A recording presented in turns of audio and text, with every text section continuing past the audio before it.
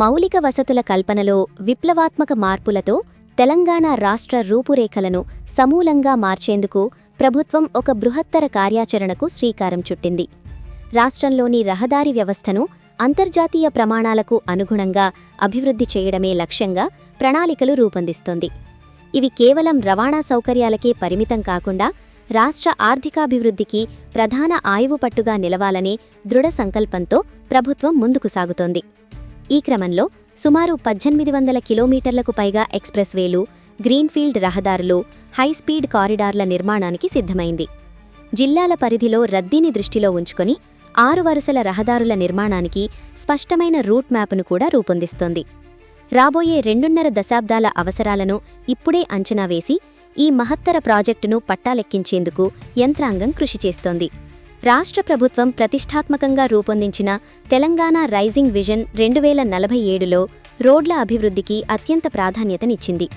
దీనికోసం ప్రత్యేకంగా road sector policy for Telangana Rising Vision 2047ను రోడ్లు మరియు భవనాల శాఖ రూపొందించింది. ఈ పాలసీ ప్రధాన ఉద్దేశం కేవలం రోడ్లు వేయడం మాత్రమే కాకుండా రోడ్డు భద్రతను మెరుగుపరచడం, ప్రమాదాలను నివారించడం, పర్యావరణ హితమైన గ్రీన్ అండ్ స్మార్ట్ మొబిలిటీని ప్రోత్సహించడం. ముఖ్యంగా ఈ రహదారుల ద్వారా రాష్ట్ర ఆర్థిక వ్యవస్థను బలోపేతం చేయడం, మారుమూల ప్రాంతాలను అభివృద్ధి బాటలో నడిపించడం ఈ పాలసీ యొక్క అంతిమ లక్ష్యంగా నిలుస్తోంది. ప్రస్తుతం తెలంగాణ రాష్ట్రంలో ఆర్ఎన్బి పరిధిలో సుమారు 46,000 కిలోమీటర్ల రహదారి నెట్వర్క్ ఉంది. అయితే పెరుగుతున్న జనాభా, వాహనాల సంఖ్య, పారిశ్రామిక అవసరాలను దృష్టిలో ఉంచుకొని 2047 నాటికి ఈ నెట్వర్క్ను ఏకంగా 115,000 కిలోమీటర్లకు పెంచాలని ప్రభుత్వం లక్ష్యంగా పెట్టుకుంది. ఈ విస్తరణకు నిధుల కొరత తలెట్టకుండా పనులు వేగంగా పూర్తయ్యేందుకు హైబ్రిడ్ యాన్యుయిటీ మోడ్ విధానాన్ని అమలు చేయనున్నారు. ఈ విధానం ద్వారా ప్రభుత్వ, ప్రైవేటు భాగస్వామ్యంతో నాణ్యమైన రహదారుల నిర్మాణం సాధ్యమవుతుంది. ఈ బృహత్తర ప్రణాళిక కాగితాలకే పరిమితం కాకుండా క్షేత్రస్థాయిలో అమలయ్యేలా ప్రభుత్వం కీలక చర్యలు చేపట్టింది. రాష్ట్రంలో అభివృద్ధి చేయాల్సిన రోడ్లను గుర్తించడం, నిర్మాణ విధానాలు నిర్ణయించడం, అవసరమైన నిధుల సమీకరణ కోసం రిక్వెస్ట్ ఫర్ ప్రపోజల్ డాక్యుమెంట్ తయారీకి ఒక ఉన్నత స్థాయి కమిటీని నియమించింది. ఈ మేరకు ఆర్ఎన్బి ప్రత్యేక ప్రధాన కార్యదర్శి వికాస్ రాజ్ అధికారిక ఉత్తర్వులు జారీ చేశారు. ప్రాజెక్టులు పారదర్శకంగా, అత్యున్నత సాంకేతిక ప్రమాణాలతో అమలయ్యేలా చూడటం ఈ కమిటీ ప్రధాన బాధ్యత. ఈ కమిటీలో రాష్ట్రంలోని అత్యున్నత స్థాయి ఇంజనీర్లు, ఆర్థిక నిపుణులు సభ్యులుగా ఉంటారు. ఆర్ఎన్బి ఈఎన్సీ కన్వీనర్గా వ్యవహరిస్తుండగా జాతీయ రహదారుల ఈఎన్సీ, గ్రామీణ రహదారుల చీఫ్ ఇంజనీర్, ఆర్థిక శాఖకు చెందిన అదనపు లేదా జాయింట్ లేదా డిప్యూటీ సెక్రటరీ స్థాయి అధికారి సభ్యులుగా ఉంటారు. ఈ కమిటీ ఆర్ఎఫ్పి డాక్యుమెంట్ తయారీతో పాటు బిడ్డర్ల సాంకేతిక, ఆర్థిక ప్రతిపాదనలను సమగ్రంగా పరిశీలిస్తుంది. రోడ్ నెట్వర్క్ మాస్టర్ ప్లాన్ రూపొందించడం, కీలక రహదారుల గుర్తింపు, అభివృద్ధి పనుల పర్యవేక్షణ కూడా వీరి ముఖ్య విధులలో భాగం. రాష్ట్రంలో నిర్మించతలపెట్టిన ప్రధాన ఎక్స్ప్రెస్వేల కోసం దాదాపు 29,057 కోట్ల వ్యయం అంచనా వేయబడింది. హైదరాబాద్ బెంగళూరు మార్గాన్ని ఎక్స్ప్రెస్వేగా అభివృద్ధి చేయడానికి సుమారు 5,221 కోట్లు ఖర్చు చేయనున్నారు. హైదరాబాద్ విజయవాడ రహదారిని 4 వరుసల నుంచి 6 వరుసలకు విస్తరించి ఎక్స్ప్రెస్వేగా మార్చేందుకు 9,090 కోట్లు కేటాయించారు. హైదరాబాద్ శ్రీశైలం మార్గంలో 150 కిలోమీటర్ల మేర రోడ్డును 4 వరుసలుగా అభివృద్ధి చేయనున్నారు. అలాగే నాగ్పూర్ నుంచి హైదరాబాద్ మార్గాన్ని 6 వరుసలుగా అభివృద్ధి చేయడం వాణిజ్య రవాణాకు ఎంతో కీలకంగా మారనుంది. ఫ్యూచర్ సిటీ నుంచి మచిలీపట్నం పోర్టు వరకు గ్రీన్ఫీల్డ్ ఎక్స్ప్రెస్వే నిర్మాణం తెలంగాణకు సముద్రతీర అనుసంధానాన్ని మరింత బలోపేతం చేస్తుంది. ఈ భారీ రహదారి ప్రాజెక్టులు పూర్తయితే తెలంగాణ రాష్ట్ర రవాణా ముఖచిత్రం పూర్తిగా మారనుంది. 29,000 కోట్ల వ్యయంతో చేపడుతున్న ఈ అభివృద్ధి పనులు విజన్ 2047 లక్ష్యాలు సాధనలో కీలక పాత్ర పోషించనున్నాయి.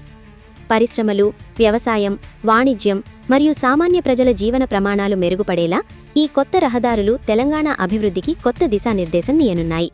ఈ మొత్తం ప్రాజెక్టులో అత్యంత వ్యూహాత్మకమైన అంశం future city Machilipatnam greenfield expressway.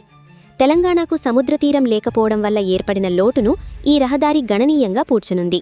Hyderabad శివారులో నిర్మించతలపెట్టిన ఫ్యూచర్ సిటీ నుంచి కృష్ణా జిల్లాలోని మచిలీపట్నం పోర్టు వరకు సుమారు 234 కిలోమీటర్ల పొడవున 6 వరుసలతో ఈ ఎక్స్ప్రెస్వేను నిర్మించనున్నారు. ఈ రహదారి పూర్తయితే రాష్ట్ర ఎగుమతులకు ఇది జీవనాడిగా మారనుంది. ఈ పోర్టు కనెక్టివిటీ వల్ల రాష్ట్రంలో తయారయ్యే పారిశ్రామిక ఉత్పత్తులను అంతర్జాతీయ మార్కెట్లకు తరలించడానికి పట్టే సమయం గణనీయంగా తగ్గుతుంది. అదేవిధంగా రవాణా వ్యయాలు కూడా భారీగా తగ్గి తెలంగాణ పరిశ్రమలకు పోటీతత్వాన్ని మరింత పెంచుతుంది. ఎగుమతుల పెరుగుదలతో రాష్ట్ర ఆర్థిక వ్యవస్థకు కొత్త ఊపొస్తుంది.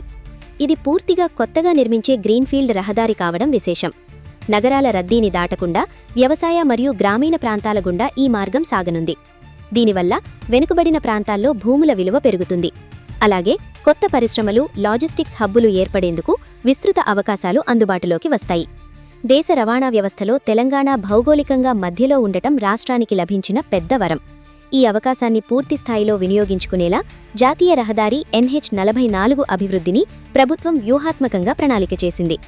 ఈ కారిడార్ ఉత్తర భారతాన్ని దక్షిణ భారతంతో అనుసంధానించే ప్రధాన మార్గంగా మారనుంది. నాగ్పూర్ నుంచి హైదరాబాద్ వరకు ఉత్తర భారతం నుంచి వచ్చే సరుకు రవాణా ఎక్కువగా ఈ మార్గం గుండానే దక్షిణాదికి చేరుతుంది. అందుకే ఈ రెండు నగరాల మధ్య సుమారు 397 కిలోమీటర్ల మేర రహదారిని 6 వరుసలుగా విస్తరించనున్నారు. ఇది సరుకు రవాణా వేగాన్ని పెంచడంతో పాటు లాజిస్టిక్స్ రంగానికి పెద్ద ఊతమిస్తుంది. అదేవిధంగా హైదరాబాద్ నుంచి బెంగళూరు వరకు ఉన్న మార్గం ఐటీ, స్టార్టప్ రంగాలకు అత్యంత కీలకం. దేశానికి 2 టెక్నాలజీ రాజధానులుగా ఉన్న ఈ రెండు నగరాల మధ్య ప్రయాణ సమయాన్ని తగ్గించడమే లక్ష్యంగా 5,221 కోట్ల వ్యయంతో ఈ ఎక్స్ప్రెస్ వేను అభివృద్ధి చేస్తున్నారు.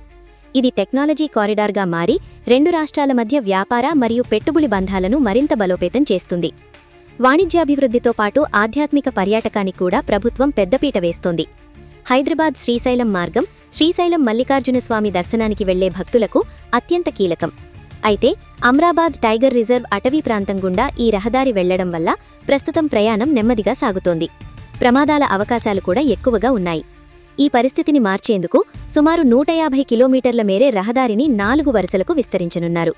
ఘాట్ రోడ్లను ఆధునికంగా మార్చడం ద్వారా భక్తులకు మరింత సురక్షితమైన, వేగవంతమైన ప్రయాణాన్ని అందించనున్నారు. ముఖ్యంగా వారాంతాలలో మరియు పండుగల సమయంలో శ్రీశైలానికి వచ్చే పర్యాటకుల రద్దీని సమర్థవంతంగా నిర్వహించేలా ఈ మార్గాన్ని అభివృద్ధి చేయనున్నారు. అభివృద్ధి కేవలం హైదరాబాద్కే పరిమితం కాకూడదు అనే ఆలోచనతో జిల్లా కేంద్రాల పరిధిలో కూడా 6 వరుసల రహదారుల నిర్మాణానికి ప్రభుత్వం నిర్ణయం తీసుకుంది. దీనివల్ల జిల్లా కేంద్రాల నుంచి రాజధానికి ప్రయాణ సమయం గణనీయంగా తగ్గుతుంది. ఇదే సమయంలో జిల్లా స్థాయిలో చిన్న, మధ్యతరహా పరిశ్రమలు ఏర్పాటు చేయడానికి అవసరమైన మౌలిక వసతులు సిద్ధమవుతాయి. గ్రామీణ ప్రాంతాల్లో తయారయ్యే వ్యవసాయ మరియు హస్తకళ ఉత్పత్తులు వేగంగా పట్టణ మార్కెట్లకు చేరే అవకాశం లభిస్తుంది. ఫలితంగా ప్రాంతీయ అసమానతలు తగ్గి సమతుల్య అభివృద్ధికి దారి తెరుచుకుంటుంది. విజన్ 2047లో రోడ్ల వెడల్పు పెంచడమే కాకుండా వాటిని భవిష్యత్తుకు అనుగుణంగా స్మార్ట్ రహదారులుగా మార్చడంపై ప్రభుత్వం దృష్టి సారించింది. రోడ్డు ప్రమాదాలను తగ్గించడానికి అధునాతన సాంకేతికత, స్పష్టమైన సైనేజ్ బోర్డులు మరియు వేగవంతమైన ఎమర్జెన్సీ రెస్పాన్స్ వ్యవస్థలను ఏర్పాటు చేయనున్నారు. పర్యావరణ పరిరక్షణకు కూడా ఈ పాలసీలో ప్రత్యేక ప్రాధాన్యత ఉంది. రహదారుల రెండు వైపులా విస్తృతంగా మొక్కలు నాటి గ్రీన్ బెల్ట్ను ఏర్పాటు చేయడం, అలాగే ఎలక్ట్రిక్ వాహనాల వినియోగాన్ని ప్రోత్సహించేందుకు ఛార్జింగ్ స్టేషన్లను ఏర్పాటు చేయడం ఇందులో భాగం. దీని ద్వారా కాలుష్యాన్ని తగ్గిస్తూ స్థిరమైన అభివృద్ధిని సాధించాలనే లక్ష్యం పెట్టుకున్నారు. మొత్తంగా చూస్తే ఎక్స్ప్రెస్ వేలు మరియు రహదారి అభివృద్ధికి అంచనా వేసిన 29,057 కోట్ల పెట్టుబడి తెలంగాణ భవిష్యత్తుపై పెట్టిన దూరదృష్టిగల పెట్టుబడిగా భావించవచ్చు. కమిటీ పర్యవేక్షణలో పారదర్శకమైన టెండర్ ప్రక్రియతో హైబ్రిడ్ యాన్యుయిటీ మోడ్ ద్వారా ఈ పనులు సకాలంలో పూర్తయితే 2047 నాటికి తెలంగాణ రాష్ట్రం దేశంలోనే అత్యుత్తమ రోడ్ నెట్వర్క్ కలిగిన రాష్ట్రంగా అవతరిస్తుంది. ఈ బృహత్తర ప్రణాళిక సాకారమైతే తెలంగాణ ప్రగతి రథం నిజంగానే ఎక్స్ప్రెస్ వే వేగంతో దూసుకెళ్లడం ఖాయం.